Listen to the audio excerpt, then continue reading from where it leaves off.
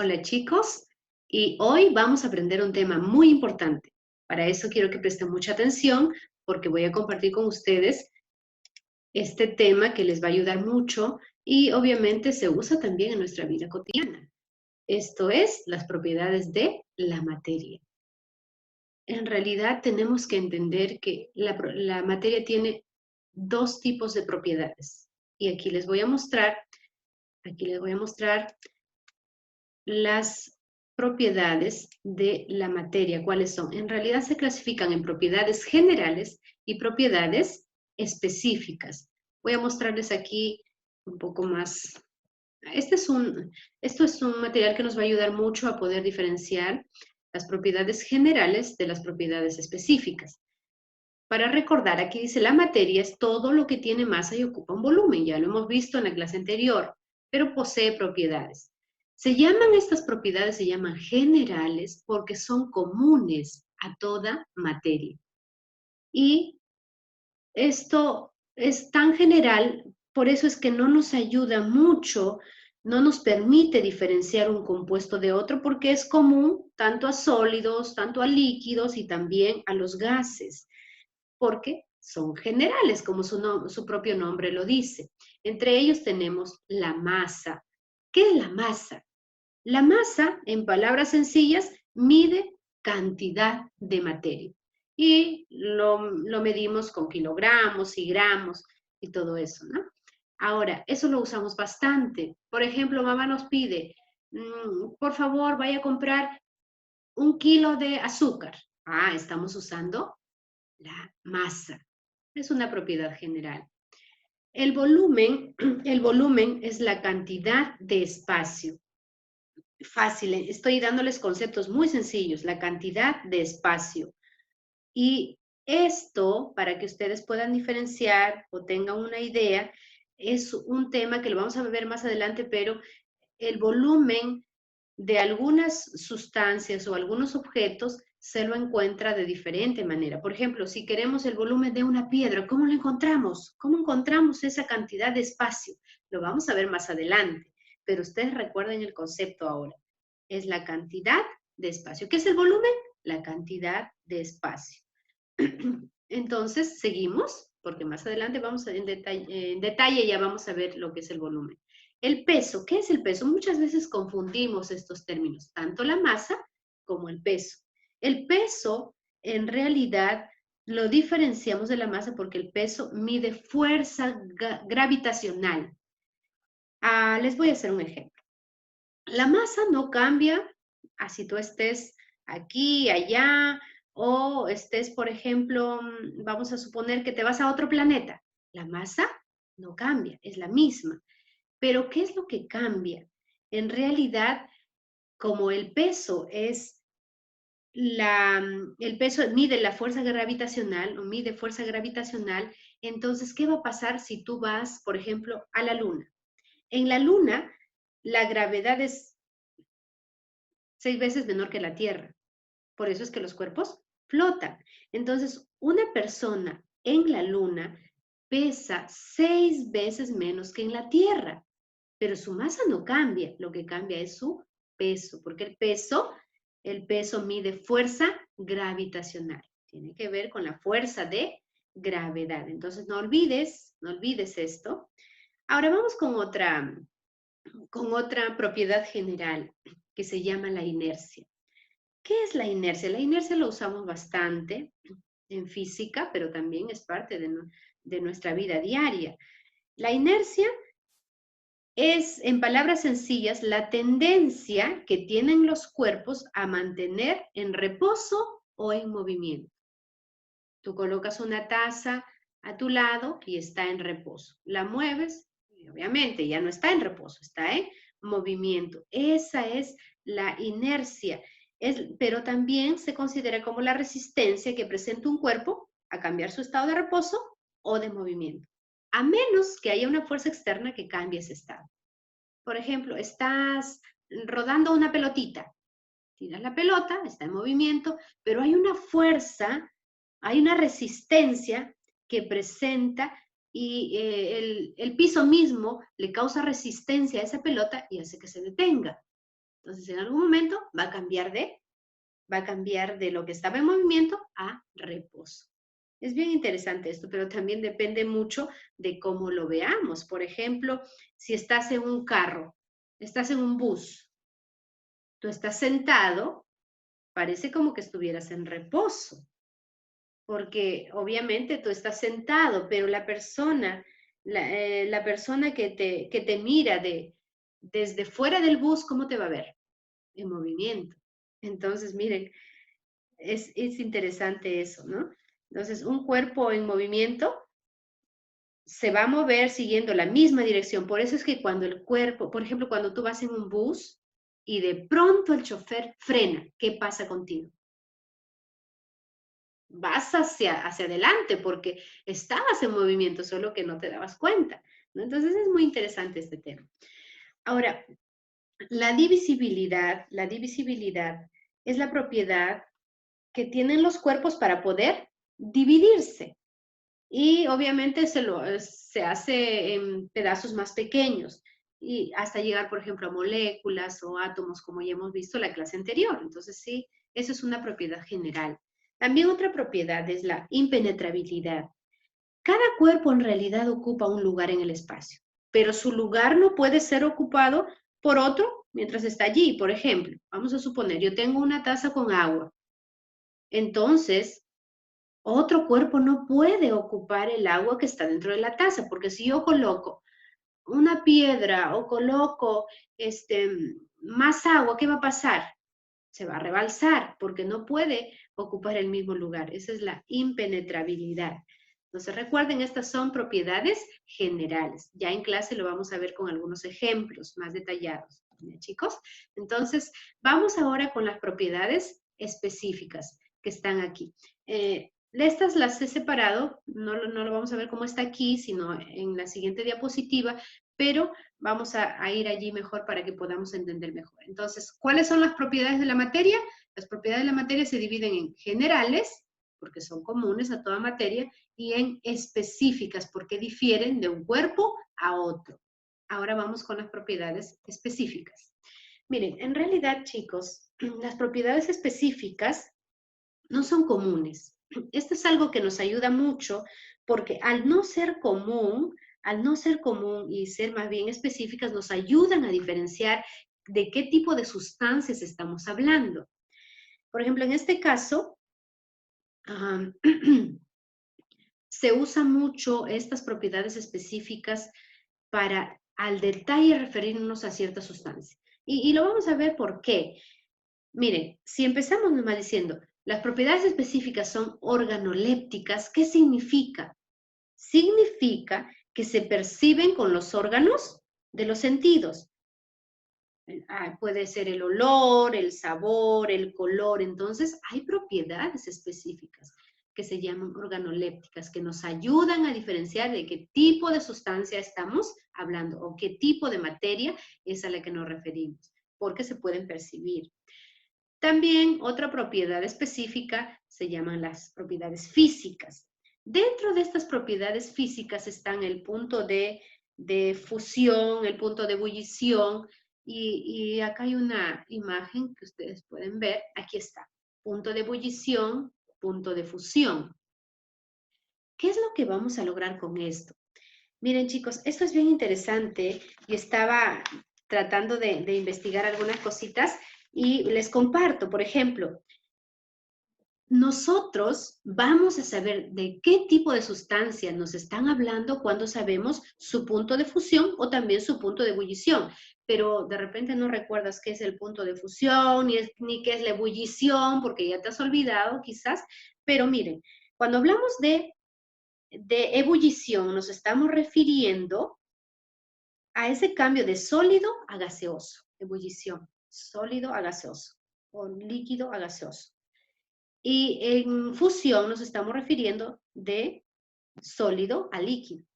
Aquí pueden observar un hielo, se está derritiendo, eso se llama fusión. Aquí esta agua se está evaporando, se llama ebullición. Ahora, miren, hay sustancias que tienen puntos de fusión y de ebullición diferentes. Por ejemplo, si hablamos vamos a empezar con la fusión. Si hablamos de fusión, nos estamos refiriendo a ese cambio. Entonces, el agua, por ejemplo, tiene su punto de fusión a 0 grados centígrados. Y el oro tiene punto de fusión diferente. El punto de fusión del oro es 1064 grados centígrados. Entonces, si ya nos dicen el punto de fusión, podemos diferenciar la sustancia a la que nos estamos refiriendo. El platino tiene su punto de fusión a 1768 grados centígrados. El plomo a 327.5 grados centígrados. Entonces, miren, qué interesante porque esto nos hace que podamos diferenciar las sustancias. Pero si hablamos de punto de ebullición, también es distinto en algunas sustancias. Por ejemplo, el agua, ya sabemos, si ustedes recuerdan, ¿cuál es el punto de ebullición del agua? 100 grados centígrados a nivel del mar. El alcohol a 68 grados centígrados. El vinagre a 118 grados centígrados. El cloro a menos 34.7 grados centígrados. Entonces, según esto, ya podemos diferenciar la sustancia a la que se refiere. Por eso se llaman propiedades específicas. Regresamos aquí. Vamos con lo que es la solubilidad. La solubilidad es la capacidad que tienen los compuestos de disolverse. Aquí también vamos a una figura, aquí está. Si nosotros colocamos azúcar a nuestra agua, entonces ese azúcar empieza a disolverse. Esa es la propiedad de solubilidad. Bien, regresamos. También otra propiedad específica es la viscosidad. La viscosidad es la resistencia que tienen los cuerpos a fluir. Y vamos a ver con un ejemplo para que ustedes puedan entender. A esto nos referimos con la viscosidad. Miren qué interesante, ¿no? Entonces, esto es miel. Y algunos cuerpos son más viscosos que otros. A eso nos referimos.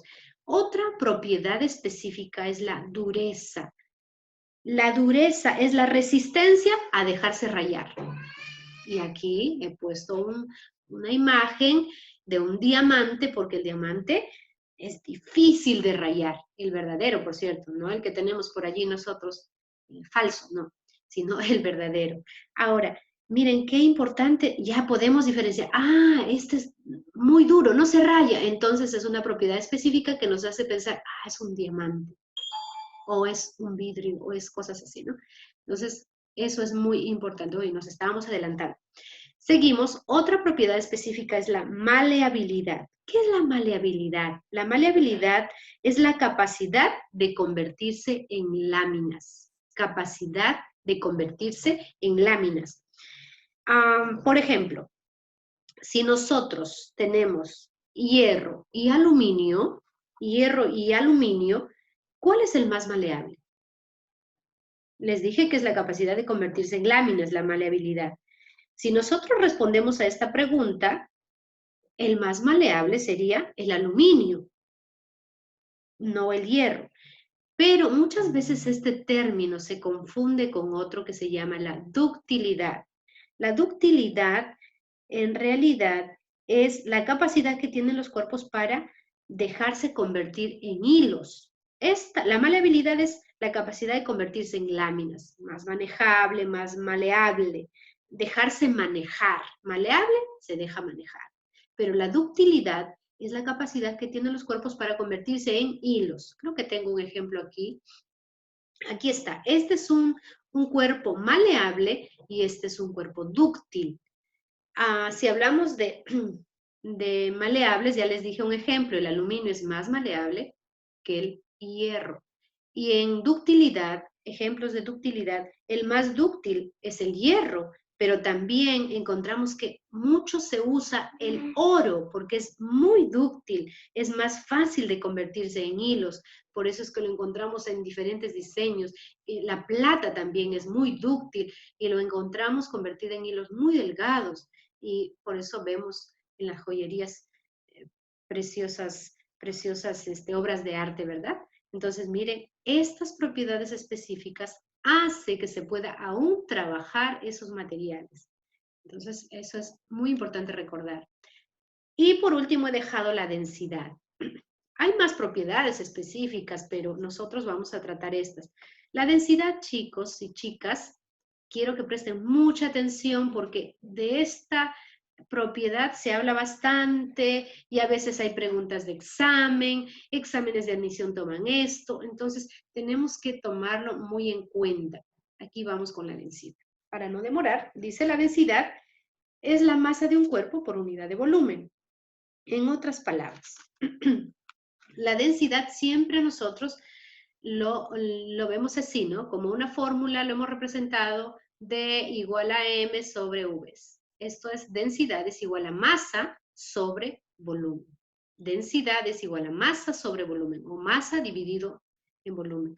Por eso es que si nosotros queremos decir un concepto de esta fórmula sería la densidad o estamos midiendo, lo que se mide aquí es qué tanto espacio, aquí, qué tanto espacio o volumen, qué tanto espacio ocupa una cierta cantidad de masa. ¿Qué tanto espacio ocupa una cierta cantidad de masa? Eso es en palabras muy sencillas. Ahora, normalmente, chicos, si nosotros hablamos de la densidad, nos vamos a dar cuenta que los sólidos son más densos que los líquidos. Los sólidos tienen sus partículas muy unidas. Si hablamos de una piedra o de una roca o de un mueble, sus partículas están bien unidas, son sólidos. Entonces, normalmente, los más sólidos son más densos, los más líquidos son menos densos. Eso es algo muy general y que lo tenemos que tomar en cuenta. Entonces, ¿cómo se calcula la densidad? Aquí está por pasos para que ustedes no se olviden nunca. ¿Cómo se calcula la densidad? Primero se calcula la masa, porque obviamente lo necesitamos para nuestra fórmula. Se calcula la masa y ahí está una balanza para comprobar cuánta masa tiene este cuerpo. Luego se calcula el volumen y ya más adelante vamos a ver cómo se encuentra el volumen. Por ejemplo, en este caso, muy sencillo, esta piedrita que está aquí, ya tenemos la masa, pero luego, para encontrar su volumen de manera muy sencilla, se hace lo siguiente. Colocas una cantidad de agua, obviamente anotas la cantidad de agua que hay en esta probeta, y aquí nos dice que hay 220 centímetros cúbicos. Cuando nos referimos a líquido, esta es su unidad, centímetros cúbicos. Entonces, 220 centímetros cúbicos. Si colocamos esta piedra X dentro de esta probeta, es una probeta, entonces miren hasta dónde sube el nivel del agua, hasta 270 centímetros cúbicos. No es lo mismo, miren, 220 y acá 270 centímetros cúbicos. ¿Qué ha pasado?